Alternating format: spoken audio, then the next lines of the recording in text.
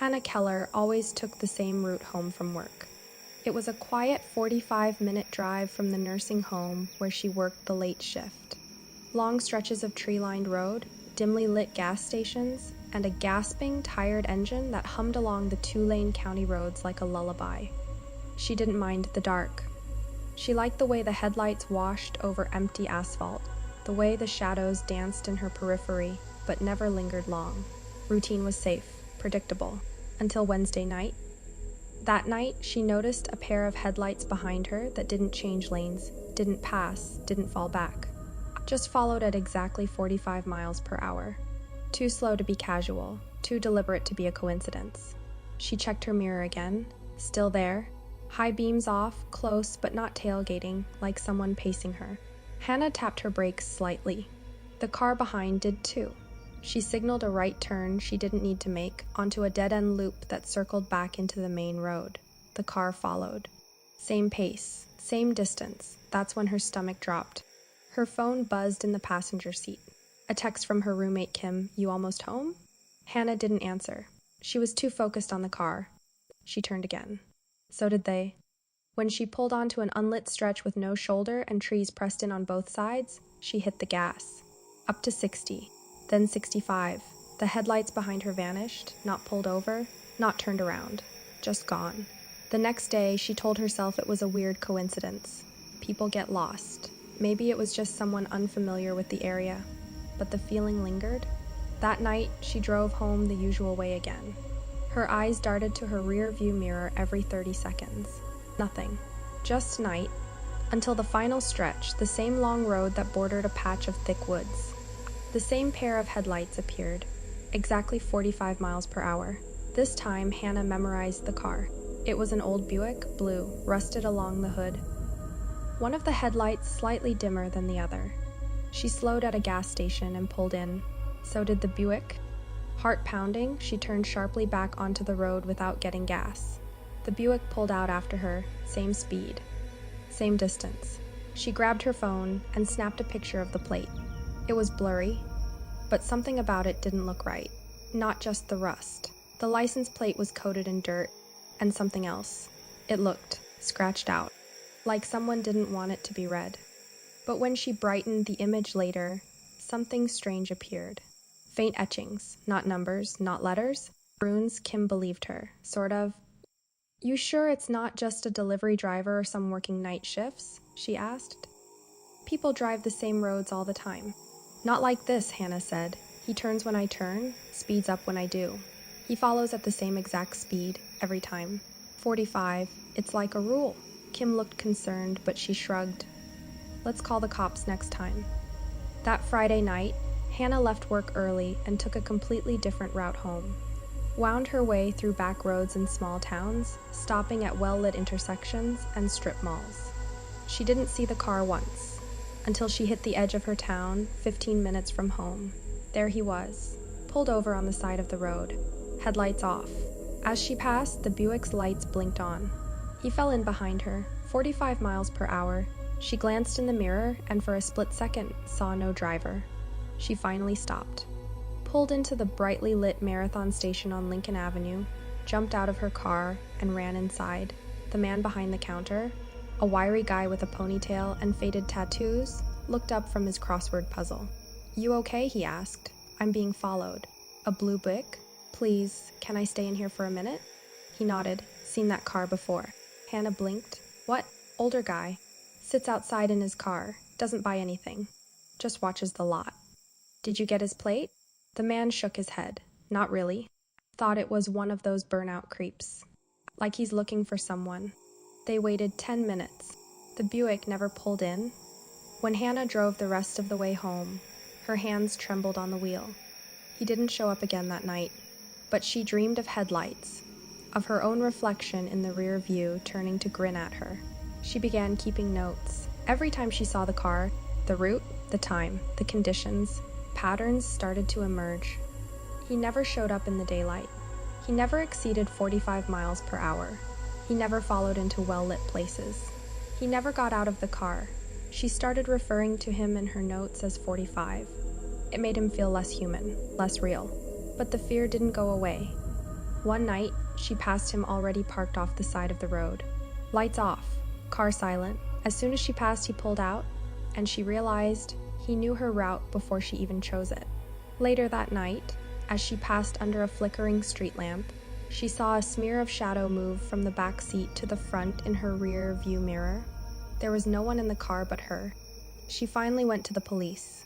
Officer Denny, a kind-eyed man with a tired look, took her statement. When she described the car, his expression tightened. "You're not the first," he said. Hannah blinked. "What?" "We've had complaints like this before. Different people, same description, same behavior, always at night, always on the back roads. Did you catch him?" "We tried. Patrol cars chased the description. But he vanishes." "You're joking, no plates, no ID? And the weirdest part? People say they've been followed by him for years. He doesn't age, always driving, always watching." Hannah leaned back, her stomach cold. "You think it's some kind of urban legend?" she asked. Officer Denny didn't smile.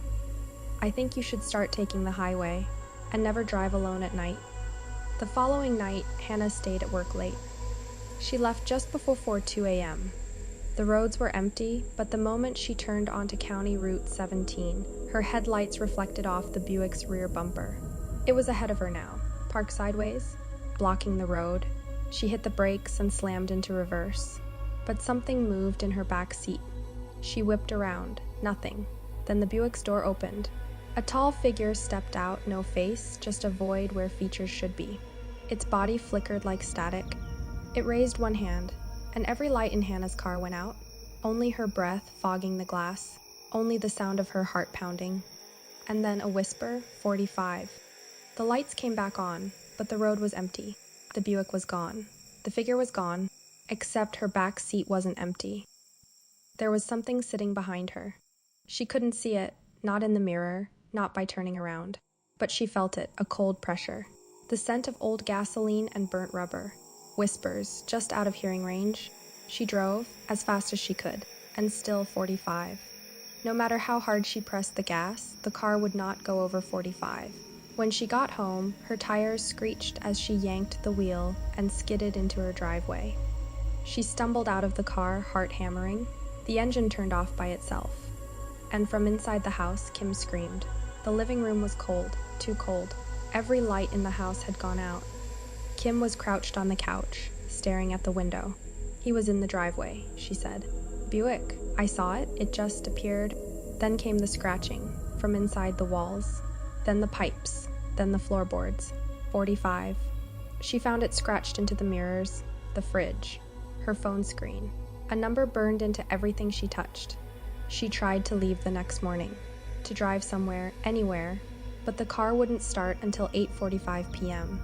And when it did, the Buick was already waiting.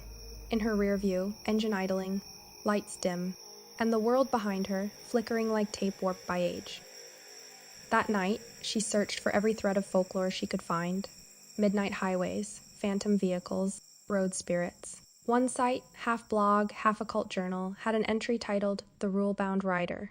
She read by flashlight. Her phone kept dimming. Every few minutes, the screen froze on 12:45 a.m. The entry described a figure who drove the roads after dark. A former man, now cursed.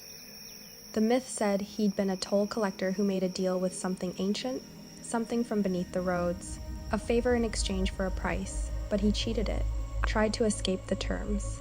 Now he is trapped in a machine bound to old rules. He cannot leave the car. He cannot speed. He must follow. Forever, those he stalks, chosen, marked. By seeing him, you make the pact. By fearing him, you seal it. Once you know 45, the blog read, you owe him the ride. And then her phone buzzed. New message. It's your turn to drive? The clock on her nightstand blinked 12:45 a.m. Hannah hadn't moved from her bed in hours. Every time she shut her eyes, she heard the engine idling. Every time she sat up, the headlights spilled across her window. She couldn't keep living like this. So she didn't. She got dressed, put on her boots, grabbed the keys. Downstairs, the house was silent. Kim had left earlier that day to stay with her sister. The front door creaked open. The Buick was waiting at the curb. But this time, the driver's side door was open. Empty. The keys dangled from the ignition like a lure. A whisper curled around her ear. Drive? Hannah hesitated at the threshold, her hand trembling over the frame. Then she stepped in. The car groaned as if recognizing her weight. The seat belt fastened itself, the dashboard flickered, and the car began to move. 45. She tried to stop it, to hit the brakes, but they didn't respond. The car drove itself, out of town, onto the back roads, through the woods. She saw her own car in the rear view, growing smaller. Her own house fading. Something sat beside her now. She didn't look. She just drove, because now it was her turn. No one saw Hannah Keller again, not in town, not at work, not on the roads. But some nights, drivers report a blue Buick pulling up behind them. 45 miles per hour, never speeding, never passing. And if they look too long in the mirror, they say they see a woman behind the wheel. Eyes wide, mouth moving as if screaming, but no sound comes out, just the steady hum of the engine. And if you listen closely, you might hear the whisper, "It's your turn."